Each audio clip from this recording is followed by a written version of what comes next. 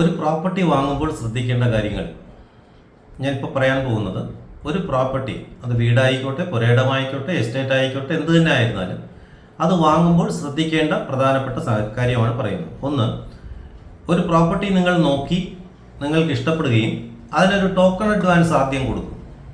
ഈ token advance കൊടുക്കുമ്പോൾ എല്ലാവരും, അതായത് വാങ്ങുന്ന ആൾ ഉടനെ വിചാരിക്കുന്നത് എനിക്ക് ആ സ്ഥലത്തിൽ ഒരു പ്രത്യേക അവകാശം ആയി എന്നാണ്.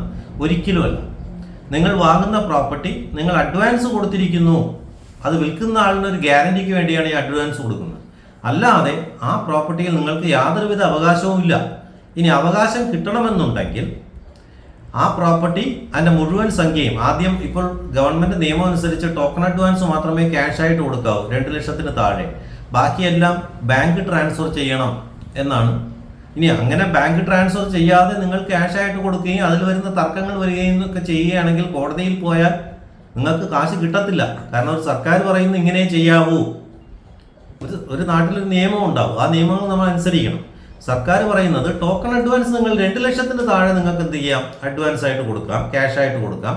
ബാക്കി ആ പ്രോപ്പർട്ടിയുടെ കംപ്ലീറ്റ് വാല്യൂ ബാങ്ക് ട്രാൻസ്ഫർ ചെയ്യണം, വേണമെങ്കിൽ DD ആയിട്ടും കൊടുക്കാം. മനസ്സിലായി കാണുമെന്ന് വിചാരിക്കും. ഇനി ഈ ആദ്യം ടോക്കൺ അഡ്വാൻസ് ഞാൻ പറഞ്ഞു വരുന്നത്, ടോക്കൺ അഡ്വാൻസ് കൊടുത്ത ഉടനെ ഈ വാങ്ങുന്നയാൾക്ക് അതിനകത്തൊരു അധികാരമുണ്ട്, ആ സ്ഥലത്തിൽ അവകാശമുണ്ട് എന്നൊരു തോന്നലുണ്ടാവും. ഒരിക്കലുമില്ല. ഒരുപക്ഷെ അത് വിൽക്കുന്നയാള് നിങ്ങൾ ഈ ടോക്കൺ അഡ്വാൻസ് കൊടുത്തു എന്ന ഒറ്റ കാരണം കൊണ്ട് ആ വീട്ടിനകത്ത് താമസിക്കാനോ അതിനകത്ത് നിങ്ങൾക്ക് കയറി പ്രവേശിക്കാനോ ഒക്കെ ഉള്ള അനുവാദം തന്നിരിക്കാം.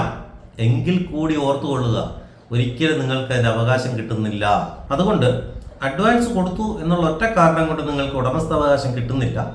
ഉടമസ്ഥാവകാശം നിങ്ങൾക്ക് വേണമെന്നുണ്ടെങ്കിൽ ബാക്കി ക്യാഷ് ബാങ്ക് ട്രാൻസ്ഫർ ചെയ്യുക, പ്രത്യേകം ശ്രദ്ധിക്കുക, DD ആയിട്ട് കൊടുക്കാം.